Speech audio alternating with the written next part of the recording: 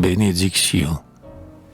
Lorsque, par un décret des puissances suprêmes, le poète apparaît dans ce monde ennuyé, sa mère épouvantée et pleine de blasphème crispe ses poings vers Dieu qui la prend en pitié. Ah, que n'ai-je mis bas tout un nœud de vipère, plutôt que de nourrir cette dérision. Maudite soit la nuit aux plaisirs éphémères, où mon ventre a conçu mon expiation. Puisque tu m'as choisi entre toutes les femmes, pour être le dégoût de mon triste mari, et que je ne puis pas rejeter dans les flammes, comme un billet d'amour, ce monstre rabougri. Je ferai rejaillir ta haine qui m'accable, sur l'instrument maudit de tes méchancetés, et je tordrai si bien cet arbre misérable qu'il ne pourra pousser ses boutons empestés. Elle ravale ainsi l'écume de sa haine, et, ne comprenant pas les desseins éternels, elle-même prépare au fond de la géhenne les bûchers consacrés au crime maternel.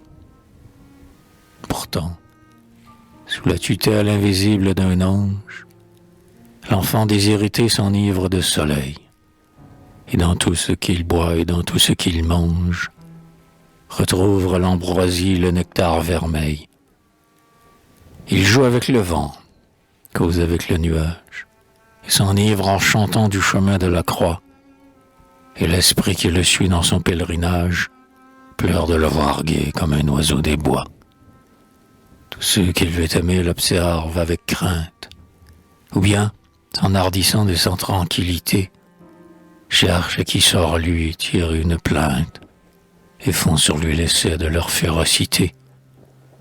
Dans le pain et le vin destinés à sa bouche, il mêle de la cendre avec d'impurs crachats. Avec hypocrisie, il jette ce qu'il touche et s'accuse d'avoir mis leurs pieds dans ses pas.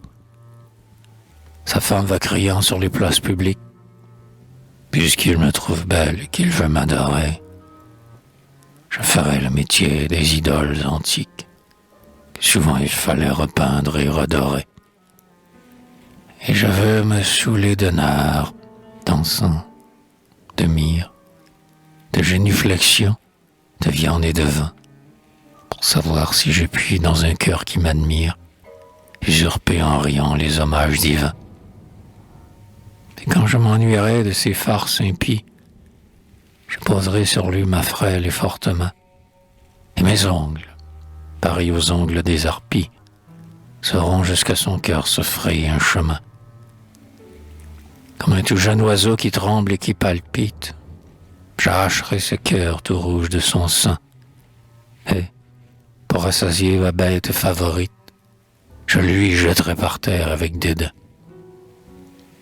Vers le ciel, où son œil voit un trône splendide, ce poète serein lève ses bras pieux, et les vastes éclairs de son esprit lucide lui dérobent l'aspect des peuples furieux.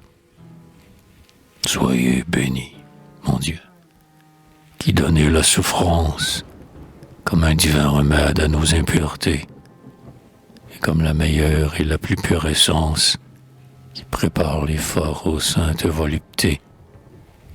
Je sais que vous gardez une place au poète dans les rangs bienheureux des saintes légions, et que vous l'invitez à l'éternelle fête des trônes, des vertus, des dominations.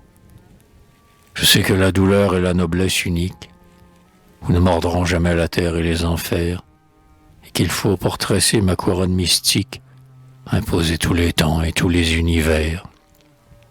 Mais les bijoux perdus de l'antique Palmyre, les métaux inconnus, les perles de la mer, montées par votre main, ne pourraient pas suffire à ce beau diadème éblouissant et clair, car il ne sera fait que de pure lumière, puisée au foyer saint des rayons primitifs, et dont les yeux mortels, en leur splendeur entière, ne sont que des miroirs obscurcis et plaintifs.